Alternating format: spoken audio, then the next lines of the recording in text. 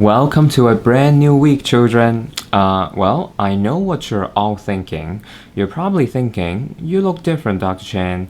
Did a crazy unicorn come and eat all of your hair or most of it? Well, children, that is not what happened.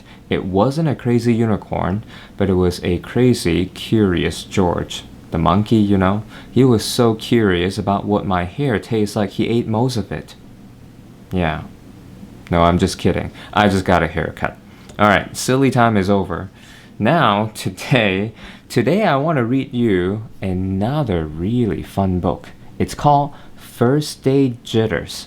Now, I can't really spoil the story for you, but I'm just going to have to tell you that please stay with me to the very end because there is going to be a surprising ending that we can all learn from. I think you're going to be surprised by it. So, let's jump right into it.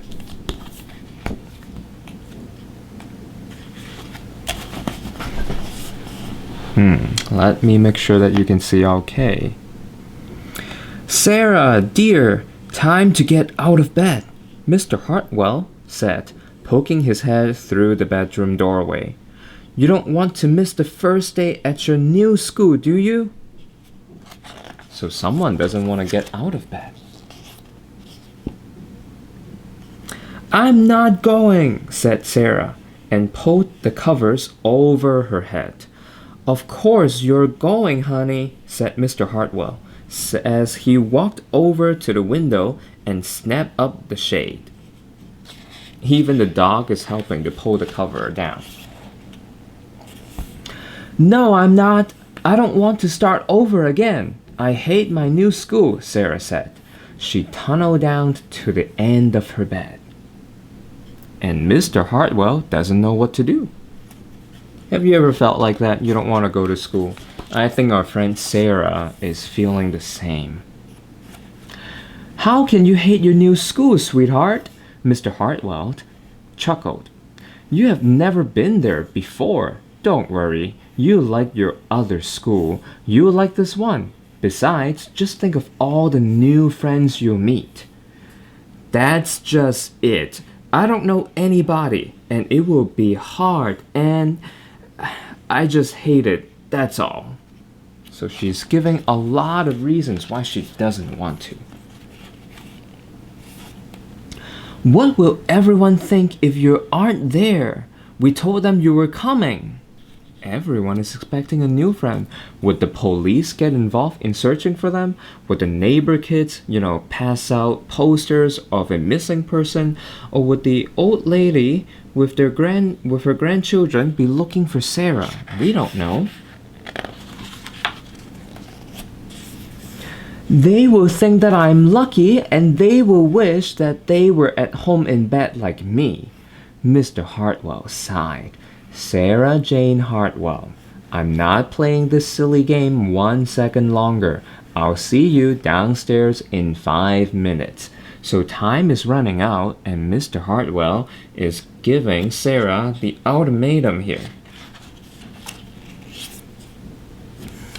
Sarah tumbled out of bed. She tumbled into the bathroom. So I guess she is starting to get ready, but not willingly. She fumbled into her clothes, still wishing to be in bed. My head hurts, she moaned as she trudged into the kitchen. Mr. Hartwell handed Sarah a piece of toast and her lunchbox. So Sarah may not be ready, but Mr. Hartwell sure is. And now they're going to school. They walked to the car. Sarah's hands were cold and clammy. They drove down the street. She couldn't breathe. She is so anxious about her new school.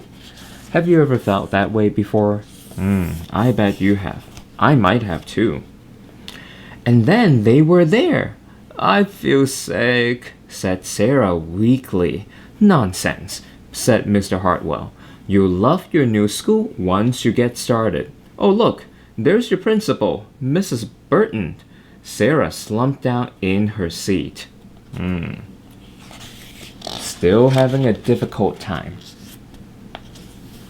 Oh, Sarah, Mrs. Burton gushed, peeking into the car. There you are. Come on, I'll show you where to go. Such a nice principal. She led Sarah into the building and walked quickly through the crowded hallways. Don't worry, everyone is nervous the first day, she said over her shoulder as Sarah rushed to keep up. And there are a lot of other children in the hallway too. It's a first day for everyone. When they got to the classroom, most of the children were already in their seats. And now they're looking back at Sarah. The class looked up as Mrs. Burton cleared her throat. Class, attention please, said Mrs. Burton. When the class was quiet, she led Sarah to the front of the room and said, Class, I would like you to meet... your new teacher, Mrs. Sarah Jane Hartwell. So, isn't that kind of a surprise? We have all been thinking that it's a student that we're thinking about, but turns out the one that did not want to show up on the first day of school was a teacher, and her name was Mrs. Sarah Jane Hartwell. So, what can we learn from today's book? Well, first of all, did you know that when we are anxious about going to school, when we don't want to go to school for any and every reason, sometimes it can happen to adults too. So we're not alone when we feel like it's difficult to do what's right. But also in the story, guess what Mrs. Jane Hartwell did in the end?